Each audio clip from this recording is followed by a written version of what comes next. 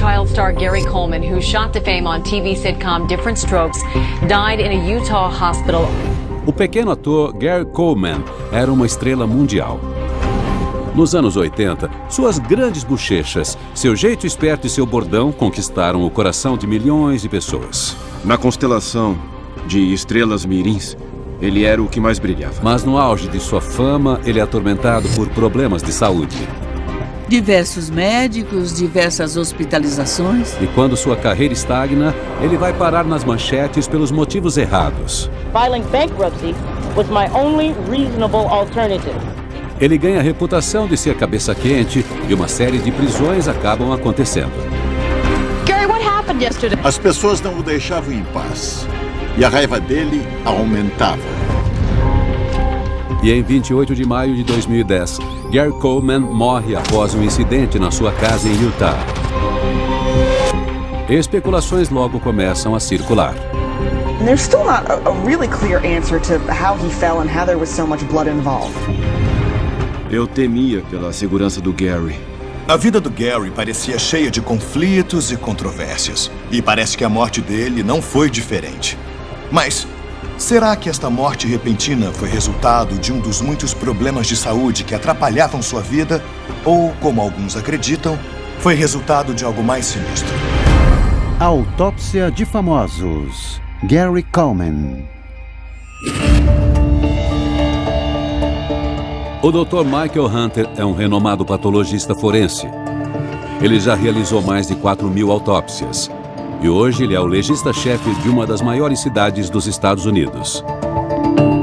Trabalhando junto com as autoridades, o Dr. Hunter é especialista em desvendar a causa de mortes misteriosas. O Gary Coleman morreu sob circunstâncias misteriosas. Será que esta é apenas a história triste de uma estrela mirim que teve problemas? Ou será que tem algo mais? Usando todos os registros médicos e policiais disponíveis, eu vou analisar os últimos dias e horas da vida do Gary para determinar exatamente o que aconteceu com ele.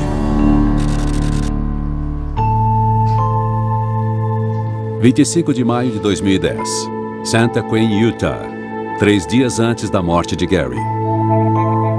Gary está em casa brincando com seus trenzinhos. Ele tem esse hobby desde criança. O Gary era apaixonadíssimo pelos trens dele.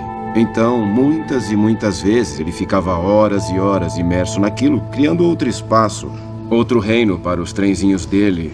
Então, ele adorava tudo aquilo.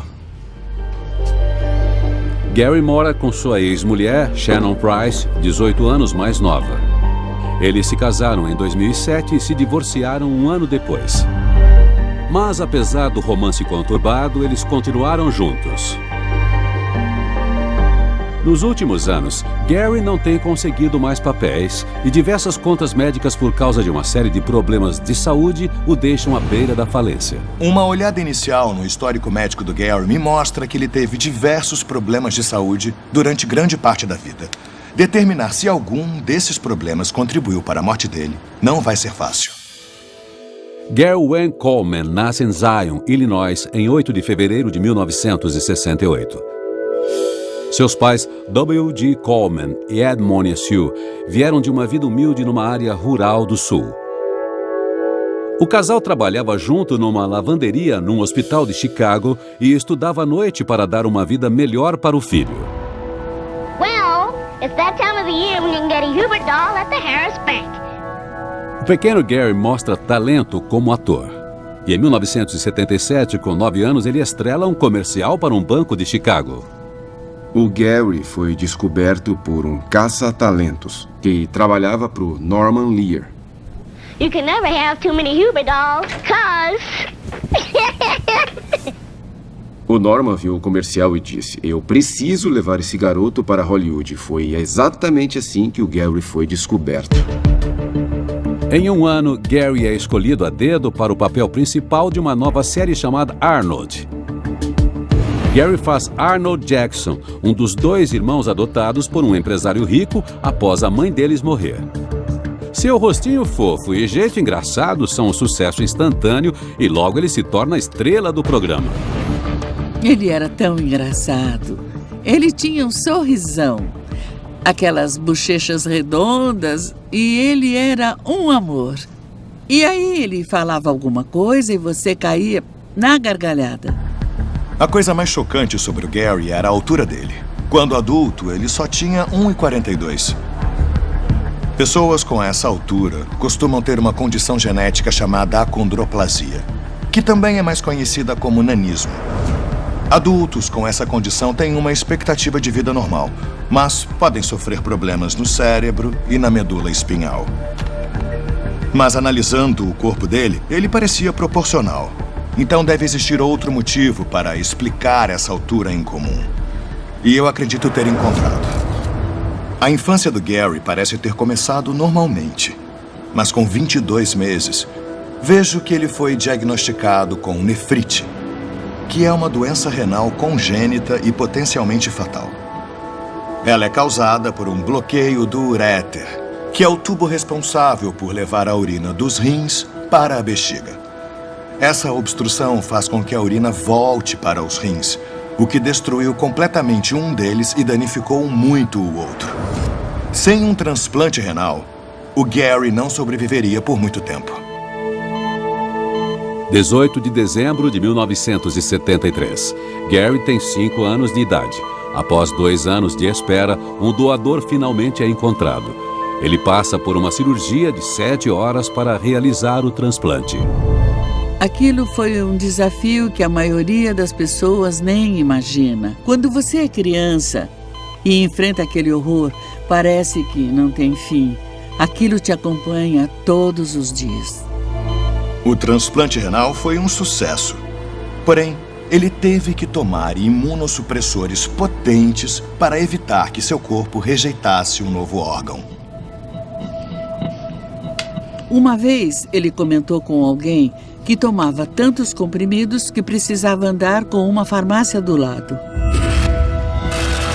Estou vendo que um dos remédios que ele tomava era a prednisona, que é um esteroide que contém cortisol. E o excesso dessa substância por um longo período faz com que as bochechas inchem, uma condição chamada síndrome de Cushing. Além disso, o mais importante é que crianças que tomam esteroides, especialmente as que tiveram falência renal, têm o seu crescimento retardado. Ossos saudáveis contêm placas de crescimento. Elas permitem que os ossos cresçam durante a infância. Então, quando o rim para de funcionar, o metabolismo do cálcio é interrompido, fazendo com que essas placas de crescimento se fechem prematuramente e os ossos parem de crescer. Eu acho que os efeitos colaterais dos remédios que o Gary tomou, ou sua baixa estatura, não tenham nada a ver com a morte dele. Mas a combinação de nefrite com os esteroides potentes que ele tomava explicam a sua altura e sua aparência única. Se o Gary tivesse rins saudáveis, ele teria tido uma altura normal. Mas é a baixa estatura de Gary, suas bochechas grandes e a habilidade de fazer um papel bem mais novo do que sua idade que o lançam ao estrelato.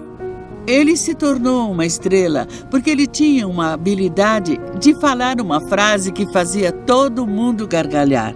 Ele era um gênio autodidata. Em 1981, Gary se torna o ator mais bem pago de um canal americano, supostamente ganhando por volta de $70 mil por episódio. Os pais de Gary largam o emprego para empresariar o filho e ficam com 20% de seus ganhos. O programa é um grande sucesso, mas por trás das câmeras, problemas começam a aparecer. 1983, Estúdios Metro Media Square. Gary tem 15 anos, mas ele está cada vez mais frustrado por fazer papéis mais novos pela pressão crescente da fama e por sua saúde frágil. O Gary sozinho carregava o programa. Ele que mantinha ele no ar. E ele sabia disso. Ele estava cansado de ter que estudar no set. Ele queria ir para uma escola normal. Ele queria ser uma criança normal. O Gary queria parar de trabalhar. Ele não queria fazer a temporada seguinte, mas os pais dele insistiam. Eles falavam, só mais uma e chega. O Gary disse que iria parar de trabalhar, o que significava uma grande diminuição na renda de várias pessoas que ele tornou muito ricas. O Gary estava claramente sob muita pressão durante as filmagens de Arnold. Ele trabalhava bastante e tinha uma responsabilidade enorme para alguém tão jovem. E eu achei uma coisa no histórico médico dele que indica que seus problemas renais foram algo recorrente durante toda a sua vida. Nós sabemos que o Gary passou por um transplante renal aos 5 anos. Então o que eu quero saber é por que ele estava fazendo diálise semanas antes de sua morte. 26 de maio de 2010. Hospital Utah Valley. 8 da manhã. 2 dias antes da morte de Gary. Ele está fazendo sua sessão de 4 horas de diálise. A diálise serve para limpar as impurezas do sangue. Ela funciona como um rim mecânico. O sangue passa por uma máquina e as impurezas são filtradas. Aí o sangue purificado é bombeado de volta para o corpo. Eu sei que o Gary passou por um transplante renal aos 5 anos, mas estou vendo aqui que aos 14 anos, no auge de sua fama, ele teve falência do rim transplantado. Então, ele teve que fazer autodiálise antes que outro órgão fosse encontrado para ele. Mas não há descanso para Gary, que continua trabalhando por horas no programa. No mundo das séries de televisão, você tem que trabalhar por horas, 15 horas por dia. E como ele se tornou uma estrela, ele talvez tivesse que se esforçar mais do que os médicos gostariam.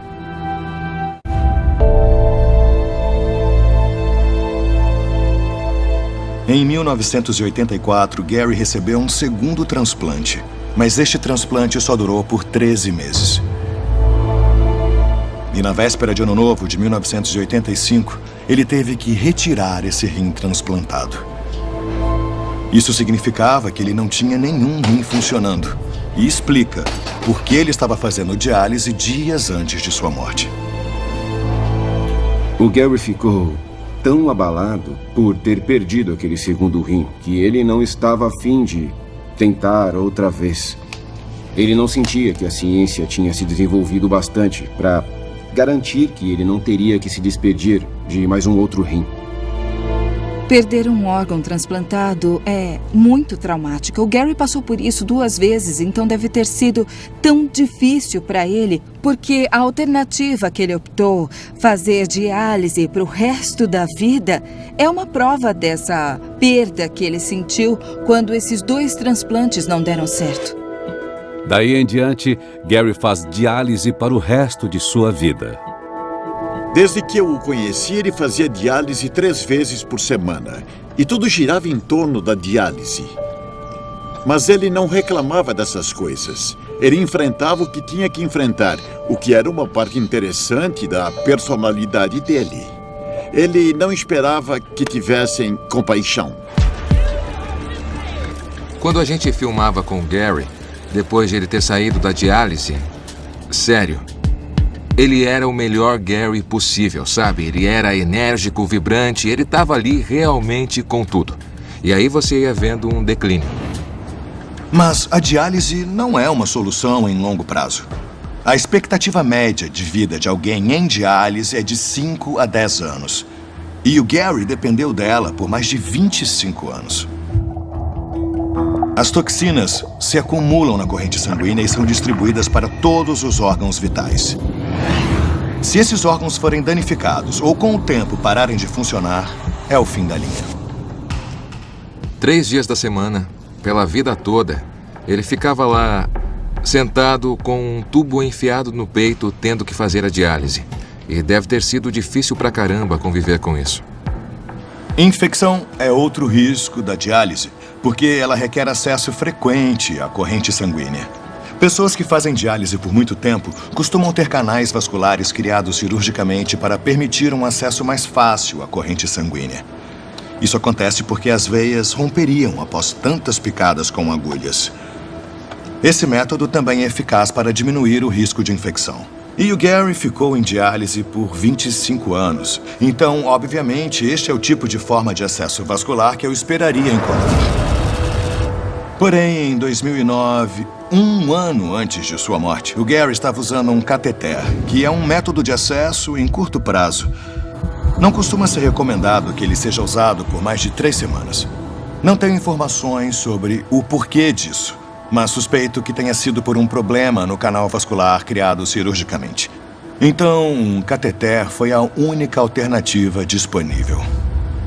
Ele sempre tomou muito cuidado para ter certeza de que tudo e todos estivessem limpos, para que ele não pegasse nenhuma infecção.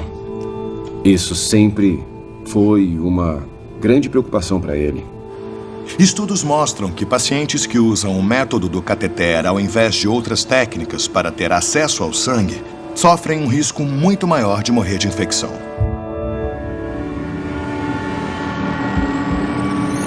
Isso ocorre porque bactérias, algumas resistentes a antibióticos, podem viajar pelo cateter e entrar na corrente sanguínea, resultando numa complicação fatal. Será que uma complicação fatal por causa da diálise de Gary o fez desmaiar, bater a cabeça e ocasionou a sua morte? Em 2009, o Gary teve uma infecção muito feia por causa do cateter da diálise. E ela nunca foi realmente curada. Era doloroso e isso sempre o incomodava. Tinha que tomar muito cuidado. Ele estava fazendo um filme no Texas, fez a diálise e ficou doente. Teve uma infecção que durou semanas. Embora o Gary tenha tido diversas infecções durante a vida por causa da diálise, não há nada nos registros médicos que sugiram que a morte dele tenha sido relacionada a uma infecção via cateter ou qualquer outro tipo de complicação. Está claro que o Gary levava a diálise muito a sério. E sem ela, ele teria morrido muito mais jovem. Era uma coisa que ele precisava fazer para sobreviver. Não tinha nada o que se discutir sobre isso. 26 de maio de 2010. 12h40. Esgotado após sua sessão de 4 horas de diálise, Gary volta para casa e encontra sua parceira Shannon na cama, vendo TV. Uma das grandes complicações de não ter rins que funcionam é o aumento do risco de uma doença cardiovascular. O estresse também é um grande fator que contribui para doenças cardíacas e sabemos que o Gary estava sob bastante estresse. A popularidade de Gary aumenta, assim como seu trabalho. Sua agenda é exaustiva. Ele não trabalhava só na série Arnold. O Gary trabalhava o ano todo. Ele basicamente trabalhava sem parar. E ele ainda tinha que lidar com as suas limitações físicas e seus problemas de saúde. E todas essas coisas eram, sem dúvida, muito intimidantes para ele, por assim dizer. As frustrações de Gary chegam ao ápice e ele começa a exigir mais liberdade para o seu personagem. O Gary começou a falar bem mais sobre o descontentamento dele, sobre se sentir meio preso. Ele queria ter uma voz mais criativa no processo de criação e nas falas do programa. O Gary fazia um personagem bem mais novo do que ele, então enquanto na vida real ele estava crescendo emocionalmente e fisicamente, na TV ele estava estagnado. Isso deve ter criado um grande conflito interno nele. Ele era um jovem adulto que era visto como uma criança por todos ao seu redor. A insistência de Gary em usar sua idade real faz a audiência cair. E em 1986, Arnold é cancelado. Quando a série Arnold acabou, o Gary quis se aposentar do showbiz. Ele estava esgotado. Alcançar a fama quando criança e ter que lidar com essa autocompreensão amplifica essa noção de não ter uma vida privada e também pessoal. É algo que pode ser muito ruim, não só no momento, mas depois, como adulto também. Para uma estrela mirim, quando o trabalho não é mais divertido, tem pessoas em volta dela que a pressionam para continuar. Então, o ressentimento cresce. Aquela sensação de estar perdendo a infância pode se manifestar como uma coisa que se dane tudo. Mas não é só a pressão de ser uma estrela mirim que cobra o seu preço. Quando Arnold acaba, estima-se que Gary tenha acumulado uma fortuna incrível de $18 milhões.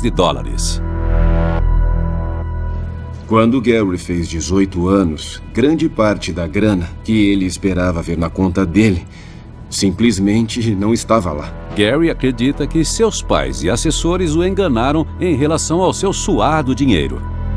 Acho que os pais do Gary Assim como qualquer um faria, não pensaram que, ei, nós precisamos guardar uma grana porque algum dia esse rio de dinheiro vai secar.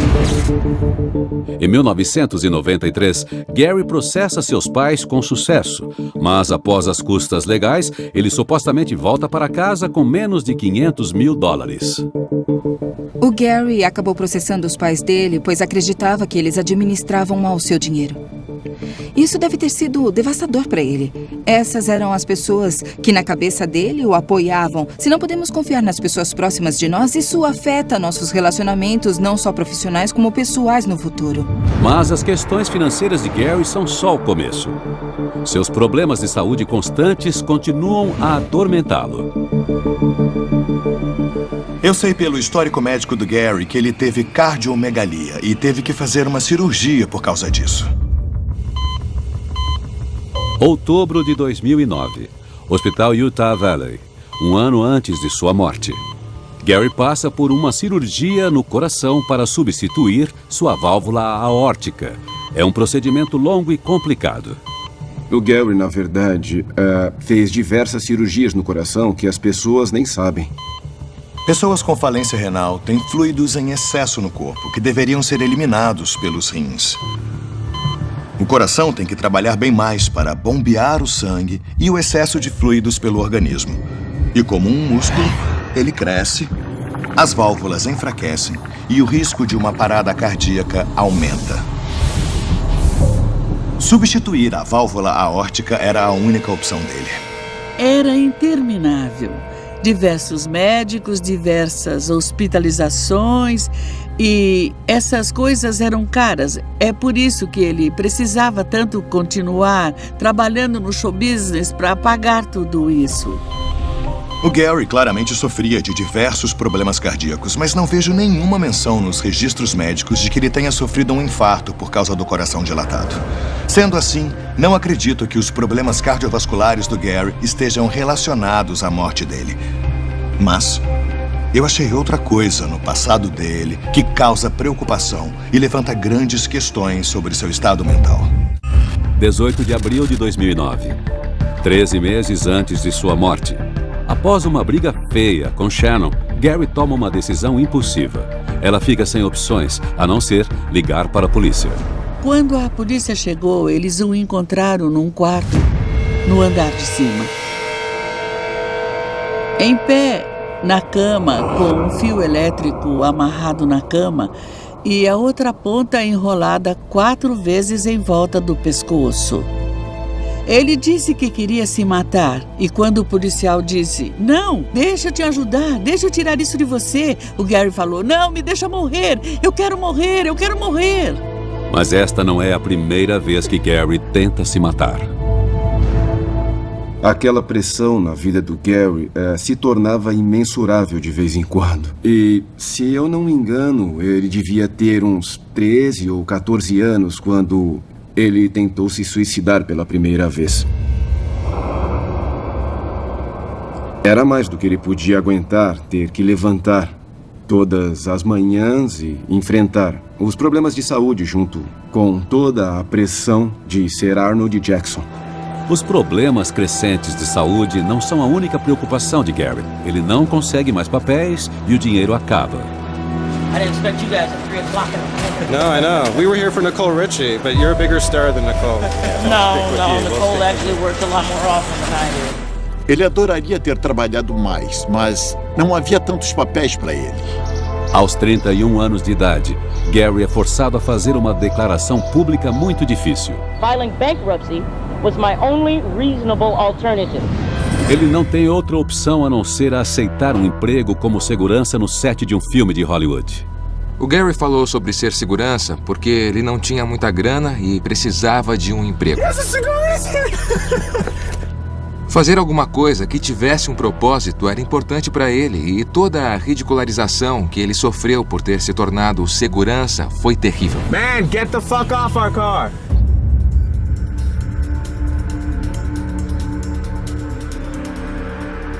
As pessoas reagiam como se ele fosse aquele personagem icônico, o Arnold. Eu acho que ele não queria mais ser uma pessoa conhecida àquela altura. Ele só queria ficar em paz. Ser uma das maiores estrelas dos Estados Unidos e ter que trabalhar como segurança deve ter sido extremamente difícil para o Gary. Deve ter afetado o ego dele e a autoestima. Ele queria ser visto como a pessoa que era. Ele queria se distanciar daquele personagem infantil do Arnold Jackson. Só que o público se prendia a isso. Todas essas coisas causaram uma tempestade perfeita em que não importava a direção que ele olhasse, ele ficava deprimido, ele ficava triste e queria fugir. Em 2010, a estrela mirim Gary Coleman morre após desmaiar e bater a cabeça em sua casa em Utah. Ninguém sabe com certeza como aconteceu a pancada fatal. Agora, o patologista forense Dr. Michael Hunter está investigando e descobriu indícios de que Gary possa ter tirado sua própria vida. Eu já descartei complicações por causa da diálise e problemas cardíacos como a causa direta da morte do Gary. Porém, eu descobri que ele tem um histórico de tentativas de suicídio que começa em 1982. Eu vejo que ele tentou se matar novamente em julho de 2007. Ele ligou para a polícia e informou que tinha tomado uma overdose de oxicodona e queria morrer. A oxicodona é um forte analgésico controlado. É um opioide, como a heroína, ou seja, é um depressor. Se você tomar demais, o cérebro desliga e o corpo se esquece de respirar. Será que o Gary tomou tantos comprimidos que desmaiou, caiu e bateu a cabeça? 26 de maio, 12h48, 2 dias antes de sua morte. Shannon pede para Gary descer e fazer algo para ela comer. Pouco tempo após ele sair do quarto, ela escuta um barulho alto e logo vai investigar. Shannon encontra Gary caído no chão da cozinha com sangue escorrendo de sua cabeça. Chocada com a cena, ela corre para o andar de cima e liga para a emergência. Este é o áudio original da chamada feita por ela. Head is bloody. There's blood all over the floor. I don't know what happened. I really don't know what happened. I just heard this bang and I went down there and he's on the floor. 1h05 da tarde. Como solicitado pela emergência, Shannon volta para a cozinha e dá uma toalha para Gary parar o sangramento. And there's like blood all over and I can't really help him. I have seizures. If I get stressed out, I'm gonna seize. I got blood on myself. I can't deal. 1h15 da tarde. Um policial é o primeiro a chegar no local. Ele cuida do ferimento de Gary enquanto aguarda os paramédicos. Gary está pouco consciente e não se lembra do que aconteceu. 1h30 da tarde. Gary consegue andar com auxílio até a ambulância. Ele é levado às pressas para o hospital. Lendo o relatório da polícia, vejo que o Gary teve uma laceração de 5 centímetros atrás da cabeça. Esse tipo de ferimento é bem inconsistente, com uma simples queda. Entretanto, eu acho que essa queda não teve nada a ver com Gary ter tomado analgésicos controlados, já que eu não achei nenhum sinal de oxicodona nos relatórios da investigação. E mais importante ainda, há relatos de antes das tentativas de suicídio que indicam que o Gary nunca quis realmente tirar a própria vida. O Gary veio até mim e disse: "Ei, eu tomei um monte de comprimidos e... Eu tentei cometer suicídio. Então, será que o Gary estava querendo atenção? Com certeza sim. Se ele realmente tomou alguma coisa que poderia causar a morte, não. Eu acho que foi só um pedido de ajuda, sabe? Por causa do estado de depressão em que ele vivia." Se o desânimo do Gary era genuíno, sem dúvida. Se o desespero dele era real, sem dúvida. Se ele realmente queria morrer, não. Acho que tentativas de suicídio devem ser levadas a sério. A noção de que talvez tenha uma parte da pessoa que ainda queira viver é com certeza real para muita gente, mas chegar ao ponto em que o único jeito de comunicar a sua tristeza é declarar em voz alta essa ideia de que eu preferia estar morto do que me sentir desse jeito é uma coisa que ele estava dizendo alto e claro várias e várias vezes. 27 de maio, meio-dia. 24 horas antes de sua morte. Gary está se recuperando em um hospital há 24 horas, mas os médicos ainda o monitoram de perto. Naquele momento, o Gary estava consciente e lúcido e se recuperava do ferimento na cabeça. O estado de saúde dele não me daria nenhum motivo de preocupação. 4 da tarde, 20 horas antes de sua morte. O estado de Gary se deteriora de repente e ele perde a consciência. Em algum momento, ele entra em parada cardíaca e os médicos lutam para salvá-lo.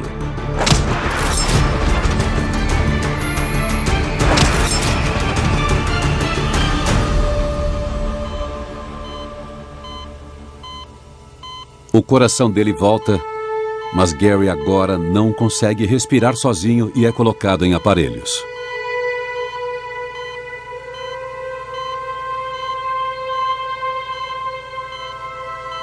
Aproximadamente 48 horas após seu ferimento na cabeça, os médicos informam sua parceira que ele teve morte cerebral e não há nada mais que possa ser feito. Pouco antes do meio-dia de 28 de maio, Shannon Price toma a decisão de desligar os aparelhos.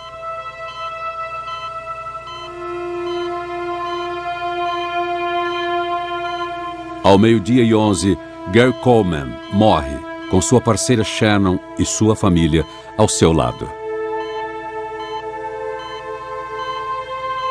Former child star Gary Coleman, who shot to fame on TV sitcom Different Strokes, died in a Utah hospital on Friday. He was 42. Eu estava no meu hotel em Londres.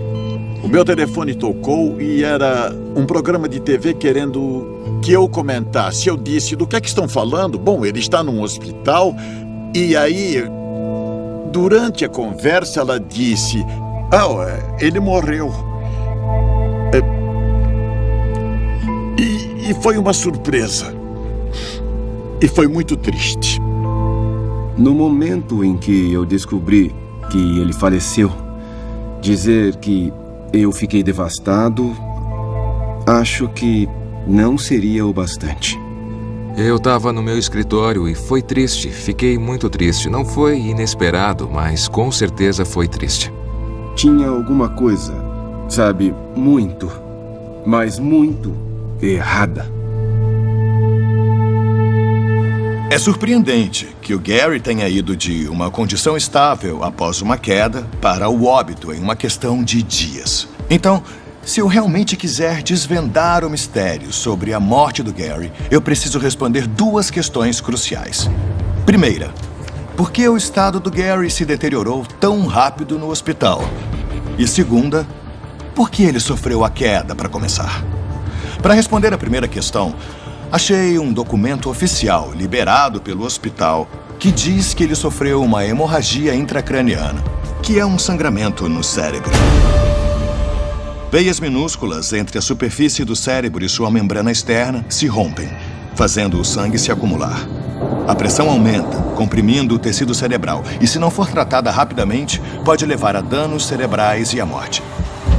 Só que o Gary recebeu cuidados médicos rapidamente.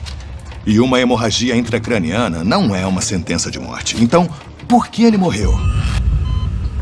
Eu acho que a resposta está relacionada aos problemas cardíacos dele.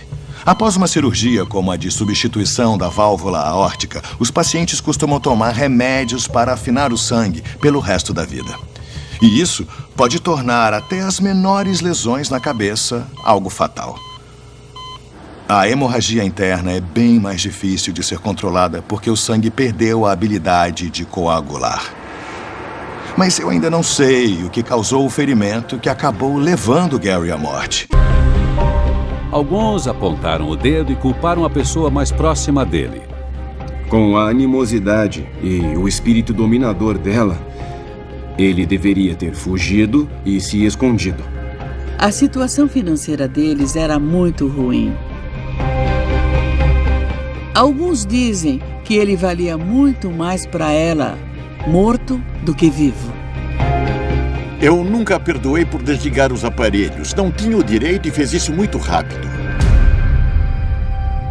Para entender corretamente como Gary morreu, eu preciso resolver o mistério de como ele sofreu o ferimento na cabeça.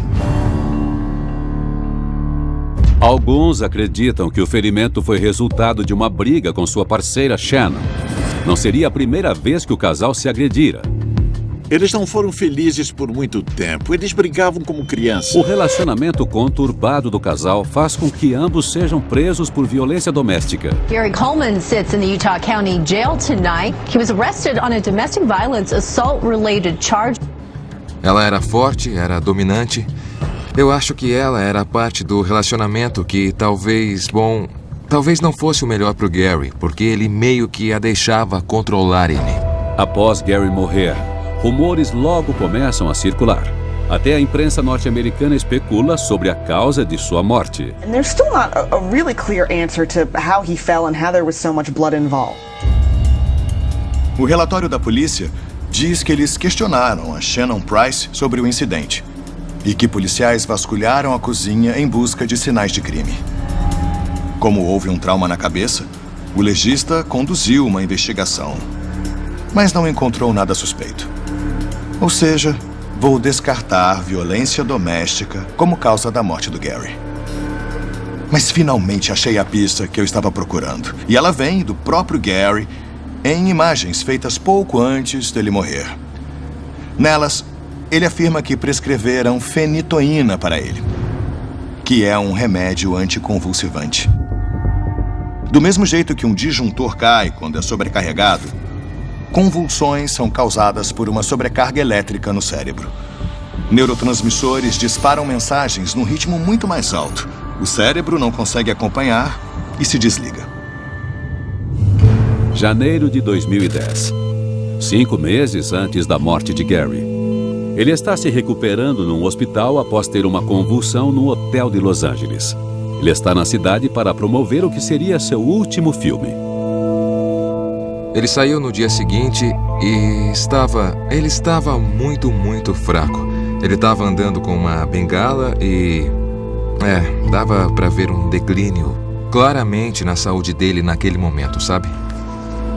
O Gary sofreu outra convulsão em fevereiro de 2010. Apenas 3 meses antes de sua morte. Isso indica que o Gary tinha um quadro de convulsões. E isso não é incomum em pessoas que não têm os rins funcionando. Após examinar todas as pistas, o Dr. Hunter finalmente consegue descrever como foram as últimas horas de Gary Coleman. O Gary voltou para casa da sessão de diálise, provavelmente cansado e fraco. Ele desceu para preparar uma refeição para sua parceira, a Shannon. Ele começou a se sentir tonto. Dentro do seu cérebro acontecia uma tempestade elétrica de atividades. Mensagens químicas desordenadas causam um desequilíbrio que leva a uma convulsão. O Gary desmaiou e bateu a parte de trás da cabeça no chão duro da cozinha. A pancada repentina rompeu a pele e estourou os vasos sanguíneos que passam pela superfície do cérebro. O sangue começou a acumular no espaço entre o crânio e o cérebro. Aí, o Gary foi levado para o hospital. Ele chegou consciente e lúcido. Mas dentro do seu crânio, o anticoagulante que ele estava provavelmente tomando impediu que o sangue se coagulasse e o sangramento continuou. Conforme o sangue se acumula, ele pressiona o cérebro. Isso limita a chegada de sangue rico em oxigênio no tecido cerebral, causando mais inchaço. Conforme isso continua, o cérebro vai inchando e, sem oxigênio, começa a morrer. A função cerebral rapidamente cai. E, em algum momento, ele entrou em uma parada cardiorrespiratória.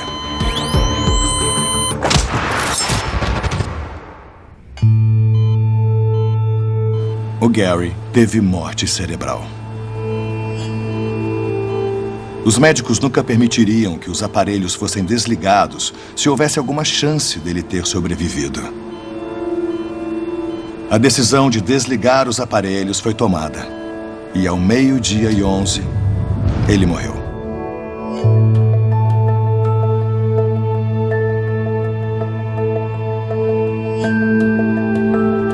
O Gary era um lutador. Ele queria viver. Ele aproveitava a vida.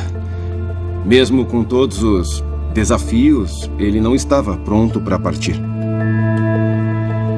A gente espera tanto das crianças que trabalham nessa indústria e aí, depois que elas crescem, às vezes ela é cruel e esse é o lado trágico da fama.